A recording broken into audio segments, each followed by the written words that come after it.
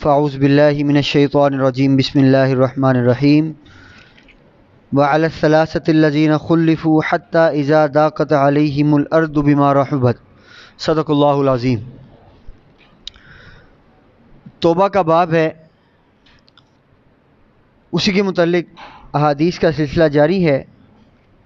آج کی حدیث امام نووی نے جو ذکر کی ہے باب توبہ کی سب سے جو طویل حدیث وہ یہ ہے۔ کعب بن مالک رضی اللہ تعالیٰ عنہ اس کے راوی ہیں۔ در حقیقت اصل میں اس میں سرکار دو عالم صلی اللہ علیہ وسلم کے عاشق کا ذکر ہے۔ آپ کی ایک داستان ہے۔ سرکار کے 3 عاشق ہیں، کعب بن مالک، حلال بن امیہ اور مرارہ بن ربیع رضی اللہ تعالیٰ عنہم۔ حدیث 4 صفحات 5 صفحات پر مشتمل ہے، تو اس کو تفصیل کے ساتھ بیان کرنا تو ممکن نہیں ہے اس چھوٹی سی نشست میں، مگر انشاءاللہ ابھی ہم اس کو مختصر سا بیان کریں گے تاکہ ساری حدیث کو اس مختصر سی محفل میں سمیٹا جا سکے۔ غزوہ تبوک کا موقع آتا ہے۔ سرکار دو عالم صلی اللہ علیہ وسلم اعلان فرماتے ہیں، تمام صحابہ اکرام اپنا اپنا جو حصہ ہے وہ لے کر حاضر ہو جاتے ہیں۔ 9 ہجری کا وقت ہے۔ یہ وہی غزوہ ہے جس میں سیدنا ابو بکر الصدیق خلیفہ اول افضل البشر بعد الانبیاء بالتحقیق اپنے گھر کا سارا سامان لے کر حاضر ہو جاتے ہیں۔ سیدنا عمر فاروق اپنے گھر کا آدھا سامان لے کر حاضر ہو جاتے ہیں۔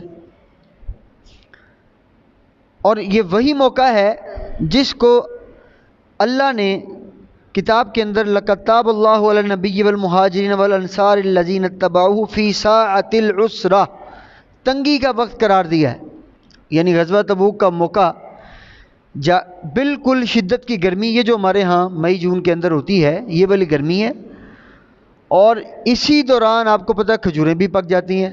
آج کل کھجوریں ہمارے ہاں پکی، عرب میں پہلے پک جاتی ہیں، انگور پک جاتے ہیں، انگوروں کا موسم بھی آتا ہے۔ تو صحابہ فرماتے ہیں موسم وہ تھا، گرمی انتہا کی ہے، سائے میں بیٹھنے کا موسم ہے، پھل کھانے کا موسم ہے اور ٹھنڈا پانی پینے کا موسم ہے، لیکن رسول اللہ صلی اللہ علیہ وسلم فرماتے ہیں کہ چلو بھائی جنگ پہ جانا ہے۔ صحابہ تیاری کر لیتے ہیں۔ کعب بن مالک رضی اللہ تعالیٰ عنہ فرماتے ہیں اگرچہ یہ تنگی کا موقع تھا، یعنی تنگ دست قحط سالی تھی، یہ موقع تھا، لیکن ان دنوں میں بہت خوشحال تھا، میرے مالی حالات ٹھیک تھے، حتیٰ کہ آپ فرماتے ہیں میرے پاس اس سے پہلے کبھی بھی ما جمعت قبلها راحلتین قط، کبھی بھی میرے پاس 2 سواریاں نہیں تھیں اس سے پہلے، یعنی ایک گھوڑا تھا یا اونٹ ہوتا تھا۔ غزوہ تبوک کا موقع وہ موقع ہے کہ اللہ نے مجھے اس قدر خوشحال کیا تھا کہ میرے پاس 2 سواریاں تھیں۔ آپ فرماتے ہیں رسول اللہ صلی اللہ علیہ وسلم نے صحابہ کو جمع کیا، قافلہ چل پڑا۔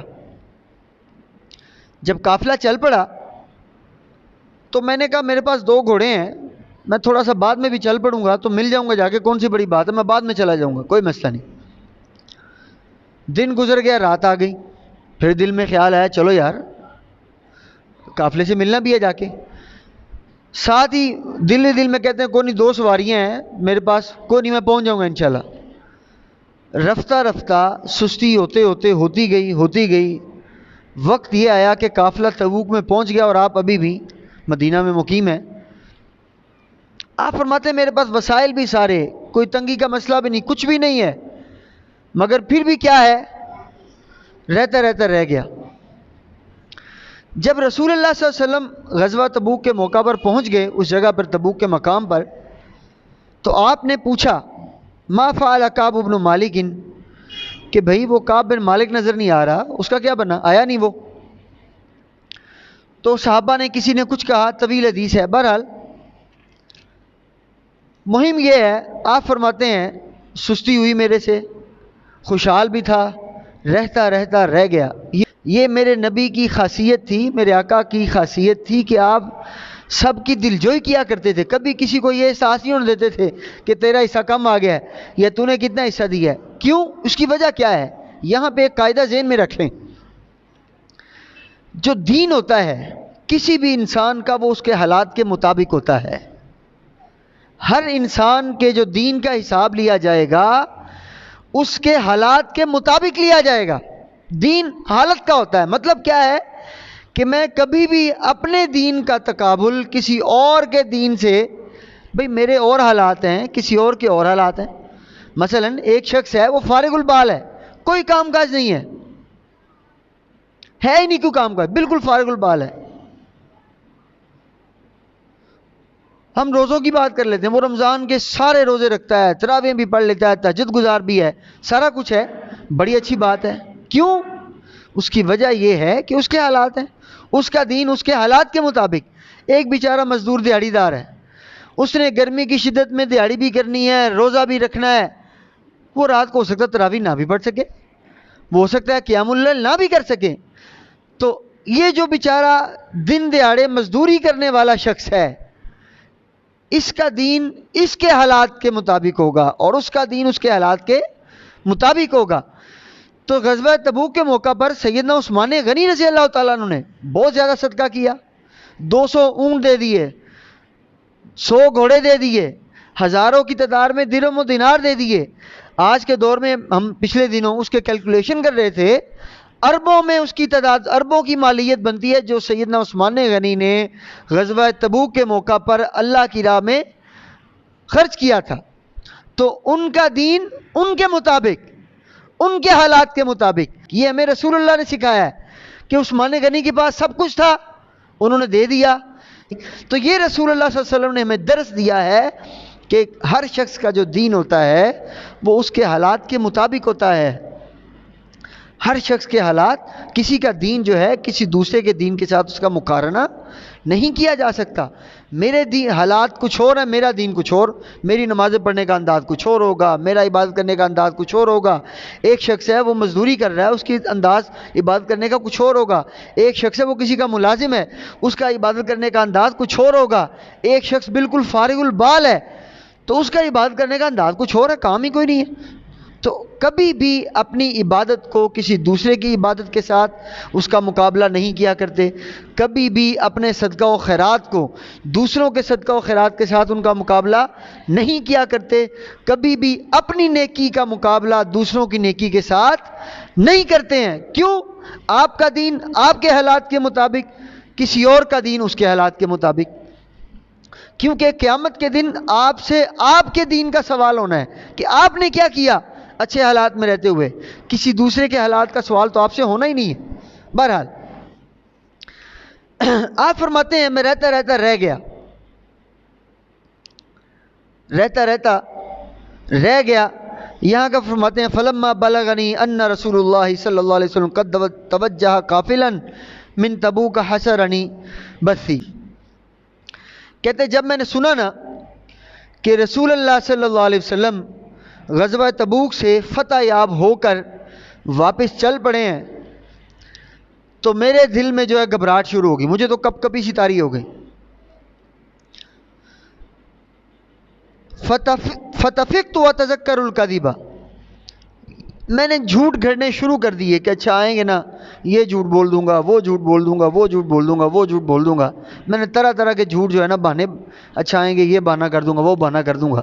کہتے کرتا رہا. لیکن سرکار کے عاشق تھے. عاشقوں کی خاصیت اور یہ دلیل ہوتی ہے عاشق کی، سچے عاشق کی، کہ وہ اپنے معشوق کے ساتھ جھوٹ نہیں بولا کرتے ہیں. وہ اپنے محبوب کے ساتھ جھوٹ نہیں بولا کرتے. جو جھوٹ بول جائے وہ عاشق کیسا. آپ فرماتے ہیں میں گھٹتا تو رہا، لیکن جیسی جو ہے رسول اللہ صلی اللہ علیہ وسلم مدینہ کے قریب پہنچتے جا رہے تھے، وہ جتنے جھوٹ گھڑتے جا رہے تھے میرے دل سے نکلتے جا رہے تھے. آپ مسجد نبی میں تشریف لائے، 2 رکعت نماز نفل ادا کیے، اور کعب بن مالک اکیلے نہیں تھے. ایک کعب بن مالک تھے، دوسرے تھے مرارہ بن ربیع، اور تیسرے تھے حلال بن امیہ رضی اللہ تعالیٰ عنہ. 3 صحابہ تھے جو سرکار کے سچے عاشق تھے، جھوٹے نہیں تھے. یہ 3 صحابہ رہ گئے تھے. اس کے علاوہ منافقین بھی تھے جو جنگ میں نہیں شریک ہوئے تھے، رہ گئے تھے. سرکار دو عالم صلی اللہ علیہ وسلم جیسے ہی ممبر پر جلوہ فرما ہوئے نا، منافقین آتے جا رہے ہیں، اپنے عذر پیش کرتے جا رہے ہیں، سرکار قبول فرماتے جا رہے ہیں.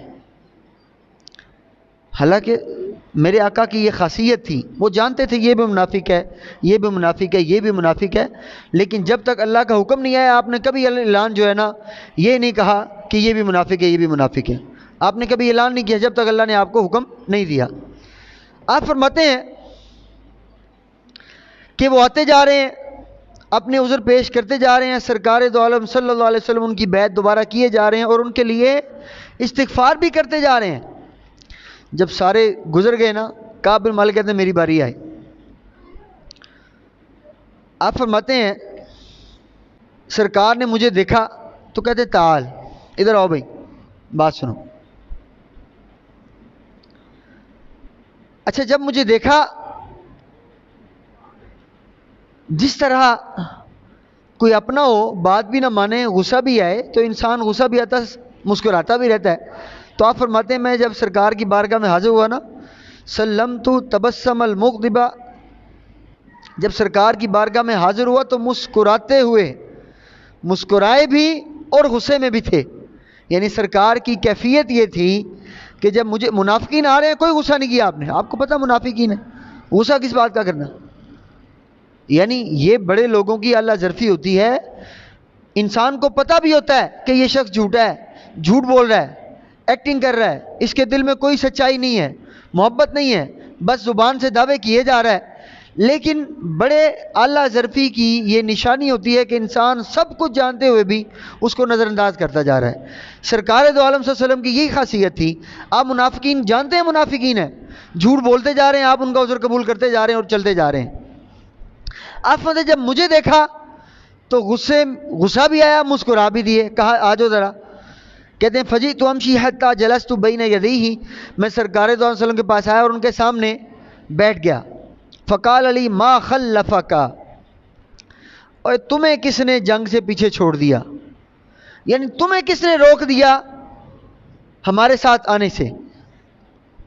آپ فرماتے ہیں یا رسول اللہ صلی اللہ علیہ وسلم واللہ، اللہ کی قسم اگر میں آپ کے علاوہ آج کسی اور کے سامنے بیٹھا ہوتا نا تو ایسی باتوں کو گھماتا کہ باتوں باتوں میں اس سے جان چھڑا کے نکل جاتا. لیکن یا رسول اللہ مجھے پتا ہے کہ اگر آج آپ سے میں نے جھوٹ بول دیا ابھی تو میں نکل جاؤں گا، لیکن کل کو اللہ کے عذاب میں پکڑا جاؤں گا. لیکن اگر آج آپ سے میں نے سچ بولا تو ممکن ہے آپ ناراض ہو جائیں، لیکن اللہ مجھ سے راضی رہے گا اور آپ بھی راضی ہو جائیں گے. آپ فرماتے ہیں یا رسول اللہ سچی بات ہے، کوئی عذر نہیں تھا، سواریاں بھی دو تھیں، حالات بھی خوشحال تھے، کوئی مسئلہ بھی نہیں تھا. بس یا رسول اللہ میں نے کہا آج جاتا ہوں، کل جاتا ہوں، رہتا رہ گیا، یہی سچی بات ہے. جب یہ کہہ دیا تو رسول اللہ صلی اللہ علیہ وسلم نے بڑی محفل میں، سارے صحابہ بھی ساتھ تھے. کعب بن مالک فرماتے ہیں غزوہ تبوک کے موقع پر ویسے تو مورخین نے 30,000 کا لشکر لکھا ہے کہ 30,000 کا لشکر تھا، لیکن کعب بن مالک فرماتے ہیں اس حدیث کے اندر اس کے الفاظ موجود ہیں کہ اتنی تعداد تھی صحابہ کی کہ کوئی لکھنے بیٹھ جاتا تو لکھ نہ پاتا، اتنی زیادہ تعداد میں وہ غزوہ تبوک کا لشکر تھا. وہ سارا مجمع بیٹھا ہوا ہے. میرے آقا کی شان یہ ہے، یہ سچے لوگوں کو فائدے کیا ہوتے ہیں. بظاہر نقصان ہو جاتا ہے تھوڑا بہت، بعض اوقات نقصان نظر بھی آ جاتا ہے، لیکن اس کے اخیر میں فائدے کیا ہوتے ہیں. بڑی محفل میں میرے آقا نے فرمایا اما ھذا فقد صدقہ، کہ ابھی تک اگر کسی نے سچ بولا ہے تو اس نے بولا ہے. اس سے پہلے جتنے آتے گئے ہیں جھوٹ بولتے گئے ہیں، کسی نے میرے ساتھ سچ نہیں بولا. اما ھذا فقد صدقہ، اگر سچ بولا تو کعب بن مالک نے بولا ہے. پھر آپ یہ اس کو بٹھا کے صحابہ کو گواہ بنا لیا، صحابہ کو بتا بھی دیا کہ کسی کے دل میں شاید خیال نہ آ جائے کہ کعب بن مالک نے شاید بہانہ لگا لیا ہوگا. آپ فرماتے نہیں اما ھذا فقد صدقہ، اگر سچ بولا تو کعب بن مالک نے بولا ہے. اس کے بعد فرماتے فقم حتی یقضی اللہ فیک، کعب اب تم چلے جاؤ اور انتظار کرو کہ اللہ کا فیصلہ کیا آتا ہے. آپ گھر چلے جاتے ہیں، آگے وقت گزرتا جاتا ہے. مختصر یہ ہے رسول اللہ صلی اللہ علیہ وسلم صحابہ کو فرماتے ہیں بھی کعب بن مالک کا بائیکاٹ کر دینا، آپ نے کسی نے ان کو نہیں بلانا. آپ فرماتے ہیں بازار میں جاتا ہوں کوئی بلاتا ہی نہیں ہے مجھے، میں سلام لیتا ہوں لوگ جواب نہیں دیتے. حالانکہ سلام لینا اللہ کے رسول کا ہی حکم ہے. افشوا السلام، سلام پھیلاتے رہو، جہاں جاؤ سلام لیا کرو۔ سرکار دو عالم صلی اللہ علیہ وسلم کی سنت بھی ہے پہل کرنا سلام میں، اور سلام لینا سنت ہے، سلام کا جواب دینا تو فرض ہو جاتا ہے، اخلاقی فرض بھی ہے، میرے آقا کا فرمان بھی ہے، فرض ہو جاتا ہے۔ لیکن کیا ہے کہ جب رسول اللہ صلی اللہ علیہ وسلم منع کر دیتے ہیں تو صحابہ اکرام کعب بن مالک سلام لے رہے ہیں، وہ آگے سے جواب نہیں دے رہے۔ اس کے بعد کیا ہوتا ہے؟ کعب بن مالک بڑے پریشان ہیں، لوگوں سے پوچھتے ہیں اچھا میرے علاوہ کوئی اور بھی ہے جس سے رسول اللہ صلی اللہ علیہ وسلم ڈال؟ کہتے ہیں ہاں دو لوگ ہو گئے، مرارہ بن ربیعہ، ہلال بن امیہ۔ کہتے ہیں چلو پھر خیر ہے، بندہ کی مصیبت میں پھنسا ہو اکیلا ہو نا تو گھبرا جاتا ہے، ساتھ میں ایک دو اور ہو جائیں تو چلو کچھ، چلو یار ساتھ کوئی تو ہے، تسلی ہوگی، چلو اور بھی سرکار کے عاشق ہیں۔ حتیٰ کہ آپ فرماتے ہیں میں نماز پڑھنے مسجد میں جاتا تھا، نماز مسجد میں پڑھتے ہوتے تھے، کہتے ہیں میں مسجد میں گیا، رسول اللہ صلی اللہ علیہ وسلم نماز پڑھ کے بیٹھے ہوئے تھے، فَأُسَلِّمُ عَلَيْهِ وَهُوَ فِي مَجْلِسِهِ بَعْدَ الصَّلَاةِ، کہ میں نے سرکار دو عالم صلی اللہ علیہ وسلم کو سلام کیا، عرض کیا، جب کہ نماز پڑھا کر وہ آرام سے مسجد میں بیٹھے ہوئے تھے۔ فَأَقُولُ فِي نَفْسِي، میں دل ہی دل میں کہہ رہا ہوں، هَلْ حَرَّكَ شَفَتَيْهِ، کیا سرکار دو عالم صلی اللہ علیہ وسلم نے اپنے ہونٹوں کو ہلایا ہے بھلا، دیکھوں تو صحیح؟ یعنی وہ چھپ چھپ کے، نظر چرا کے، یہ بھی محبت کے انداز ہوتے ہیں کہ جب محبت میں ناراضگی ہو جائے، یہ سچی محبت کی نشانیاں ہوتی ہیں۔ محبت میں جب ناراضگی ہو جائے تو انسان نظر ملاتا تو نہیں ہے، لیکن جب موقع ملے نظر چرا کے دیکھتا ضرور ہے کہ دیکھو تو صحیح ہو کیا رہا ہے۔ تو آپ فرماتے ہیں هل حرك شفتيه برد السلام ام لا، میں نے سرکار دو عالم صلی اللہ علیہ وسلم کو دیکھا کہ میں نے سلام تو لیا ہے، کیا انہوں نے اپنے ہونٹوں کو ہلایا ہے یا نہیں ہلایا؟ ثم اصلی قریبا منہ، یہ محبت کی دوسری نشانی ہے۔ ناراضگی اپنی جگہ، انسان ناراض رہے محبت ہو صحیح، جب محبت ہوتی ہے انسان بہانے سے قریب بھی، یار تھوڑا اور قریب ہو جاؤں نا، کوئی موقع مل جائے کہ اپنے یار کے قریب چلا جاؤں۔ آپ فرماتے ہیں اصلی قریبا منہ، سرکار ناراض ہیں لیکن پھر بھی آپ فرماتے ہیں میں آپ کے قریب جا کے نماز پڑھنی میں نے شروع کر دی۔ وَأُسَارِكُهُ النَّظْرَ، محبت کی انتہا تو یہ ہے، سرکار ساتھ بیٹھے ہوئے ہیں، نماز نیتی ہوئی ہے، نماز پڑھ رہے ہیں، آپ فرماتے ہیں اُسَارِكُهُ النَّظْرَ، میں نا یوں کر کے سرکار کو دیکھ، نماز کے اندر کعب بن مالک خدا کی نماز پڑھ رہے ہیں، عبادت خدا کی ہے۔ صحابہ نے یہاں بڑا آپ کو عقیدے کا مسئلہ سمجھا دیا کہ عاشقوں کی نماز بھی پھر ایسی ہی ہوتی ہے۔ آپ فرماتے ہیں اُسَارِكُهُ النَّظْرَ، کھڑا نماز میں ہوں تک سرکار کو رہا ہوں۔ فَإِذَا أَقْبَلْتُ عَلَى صَلَاتِي نَظَرَ إِلَيَّ، جب میں دیکھتا تو سرکار کی طرف ہوں، دھیان نماز کی طرف ہو جاتا نا تو رسول اللہ صلی اللہ علیہ وسلم مجھے دیکھنا شروع کر دیتے ہیں۔ یہ جب ناراضگی ہو، محبت سچی ہو تو تیسری نشانی یہ ہے، کیا ہے کہ نظر تو نہیں ملاتے ہیں لیکن جب اگلا نظر پھیر لے تو دوسرا اس کو دیکھنا شروع کر دیتا ہے۔ یہ آپ فرماتے ہیں فَإِذَا أَقْبَلْتُ عَلَى صَلَاتِي، میں جیسی نماز میں تھے سرکار کو دیکھتے تھے، لیکن سرکار کو دیکھنے کے بعد کہتے ہیں جب میں نماز کی طرف متوجہ ہو جاتا، نظر الیہ، سرکار مجھے دیکھنا شروع کر دیتے۔ وَإِذَا الْتَفَتْتُ نَحْوَهُ أَعْرَضَ عَنِّي، اور جب سرکار مجھے دیکھ رہے ہوتے تھے، پتہ تو چل جاتا تھا مجھے دیکھ رہے ہیں، آپ فرماتے سرکار مجھے دیکھ رہے ہوتے تھے، میں پھر سرکار کی طرف نظر پھیرتا تو سرکار پھر اپنا منہ موڑ لیتے۔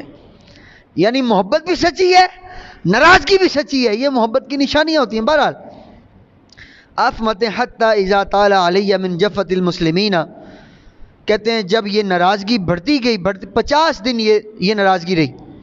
حدیث شریف کے الفاظ آپ فرماتے ہیں 50 یوما، 50 دن جو ہے سرکار آپ سے ناراض رہے، حتیٰ کہ حکم یہ آ گیا کہ بھائی اپنی بیویوں سے بھی الگ ہو جاؤ، الگ ہو گئے بیویوں سے بھی۔ رونا اب گھر میں اب نماز بھی نہیں، چونکہ حکم ہو گیا بائی کاٹ کر دینا، بھی بلانا ہی کسی نے نہیں، سلام بھی نہیں لینا، بیویوں سے بھی الگ ہو جانا ہے۔ آپ عرض کرتے ہیں قاصد کو کہ طلاق دینی، کہتے نہیں طلاق نہیں دینی، بس الگ ہو جانا ہے، سزا ہے، الگ ہو گئے۔ آپ فرماتے ہیں 50 دن گزر گئے تو پھر کیا ہوتا ہے کہ فجر کی نماز میں چھت پہ پڑھ رہا تھا کہ ایک صحابی بھاگے بھاگے شور سے خوشخبری دیتے ہوئے آ گئے، اے کعب بن مالک تجھے خوشخبری ہو، اے مرارہ بن ربیع، اے ہلال بن امیہ۔ اونچی اونچی آواز میں مدینہ کی گلیوں میں نعرے گونج رہے ہیں کہ بھائی تمہاری توبہ رب نے قبول کر لی ہے۔ اب 50 دن گزرے، توبہ قبول ہو گئی، الحمدللہ، سرکار کی یہ رحمت تھی، محبت تھی۔ اب یہاں جو کچھ باتیں سمجھنے والی وہ یہ ہیں، محبت تو توبہ تو قبول ہو گئی، آپ سے پہلے لوگ آتے گئے، جھوٹ بولتے گئے اور عذر پیش کر کے جاتے گئے، آپ نے کسی کو کچھ نہیں کہا، کسی کے بارے میں رب نے آیات قرآن نازل نہیں کیا۔ وَعَلَى الثَّلَاثَةِ الَّذِينَ خُلِّفُوا، اللہ فرماتا توبہ قبول کر لی رب نے ان 3 صحابہ کے بارے میں، ان 3 صحابہ کی توبہ قبول کر لی جو بیچارے پیچھے رہ گئے تھے، باقی منافقین کا ذکر نہیں آیا۔ کیوں؟ اللہ نے اور اللہ کے رسول نے، وہ آ رہے تھے، بارگاہ میں آ رہے تھے، جھوٹ بولتے جا رہے تھے، دل میں محبت تو تھی نہیں، زبان سے بس اظہار تھا۔ اسی کو منافقت کہتے ہیں کہ دل میں آپ کے کوئی محبت نہ ہو، دکھاوا ہو، بس الفاظ کی محبت ہو، ظاہر کی محبت ہو، دل میں کوئی محبت نہ ہو۔ سرکار دو علیہ وسلم کی بارگاہ میں آتے جا رہے ہیں، آپ نظر انداز فرماتے جا رہے ہیں، وہ واپس جاتے جا رہے ہیں۔ مطلب اس بات کا یہ ہے کہ ناراض، ان سے ناراض کیوں نہیں ہوئے بھلا؟ اور ان تینوں سے ناراض ہو گئے، انہوں نے سچ بھی بولا پھر بھی ناراض ہو گئے، اور 50 دن تک ناراض ہوئے، ایسا ناراض ہوئے بائیکاٹ کر دیا۔ اس میں پیغام سادہ سا یہ ہے کہ ناراضگی، غصہ، جھڑکنا، ڈانٹنا یہ ہمیشہ اپنوں کے لیے ہوتا ہے، غیروں کے ساتھ کوئی ناراض نہیں ہو، غیر ہے ان سے ناراض کیوں ہو بھائی؟ جن کے دل میں محبت ہی نہیں ہے ان کو کیوں ناراض اس سے ہوا جائے، کیوں ان کو جھڑکا جائے، کیوں ان کو روکا جائے؟ تو پتہ یہ چلا کہ رسول اللہ صلی اللہ علیہ وسلم، یا اگر قرآن پاک کی بات کر لی جائے، احادیث کی بات کر لی جائے، ہم پڑھتے ہیں صحابہ کرام کو ڈانٹ بھی پڑی، آپ کو جھڑکا بھی گیا، آپ کو رسول اللہ صلی اللہ علیہ وسلم ناراض بھی ہوتے گئے، کیوں ہوتے گئے؟ ان سے اللہ کے رسول محبت کیا کرتے تھے۔ جس طرح وہ چھپ چھپ کے رسول اللہ صلی اللہ علیہ وسلم کو دیکھا کرتے تھے، رسول اللہ صلی اللہ علیہ وسلم بھی ان کو نظریں چرا چرا کے دیکھا۔ ناراضگی اپنی جگہ، محبت تو سچی ہے نا۔ تو پتہ یہ چلا کہ ناراضگی وہاں پہ ہوتی ہے جہاں محبت ہوتی ہے، جہاں تعلق ہوتا ہے، جہاں سچے رشتے ہوتے ہیں۔ یہ رسول اللہ صلی اللہ علیہ وسلم نے ہمیں اس حدیث میں پیغام دیا ہے تمام مومنین کے لیے۔ اور جہاں محبت نہ ہو وہاں ناراضگی بھی نہیں ہوا کرتی۔ یہ کیوں بات ہم بتا رہے ہیں؟ اب ہمارے معاشرے میں ہم دنیا داری ہے، رہتے ہیں، ہم دیکھتے ہیں بعض اوقات اپنوں کو دیکھ لیتے ہیں کہ یار ہم سے تو بڑے ناراض رہتے ہیں، دوسروں سے بڑے ہنس ہنس کے ملتے ہیں۔ تو ناراض اس لیے رہتے ہیں کہ آپ سے محبت ہے، آپ کا احساس ہے، تو آپ کو جھڑکتے بھی ہیں، آپ کو سمجھاتے بھی ہیں، آپ سے ناراض بھی ہو جاتے ہیں۔ اور جن لوگوں کے دلوں میں محبت نہیں ہے ان سے ناراضگی کس بات کی؟ اگر ہونا تو اللہ کے رسول سب سے پہلے ہوتے ناراض منافقوں سے، بھئی تم منافق ہو، جھوٹ بول رہے ہو۔ آپ نے ان کو اس قابل سمجھا ہی نہیں کہ ان سے ناراض ہوا جائے۔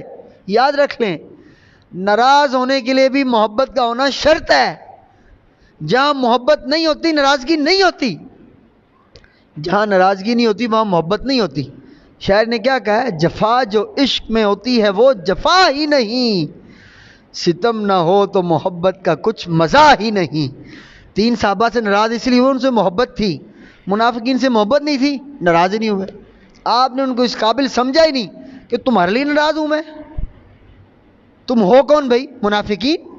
میں تو ناراض ہوں گا اپنے عاشقوں کے لیے جو دن رات مجھ سے محبت کرتے ہیں، جن کا جینا، جن کا مرنا، جن کی عبادت ریاضت اس لیے کہ میں نے ان کو حکم دیا ہے۔ تو یہ توبہ کے باب میں ایک چھوٹی سی حدیث، تو بہت طویل ہے، بڑے اس میں مزے کی باتیں ہیں، وہ کبھی انشاءاللہ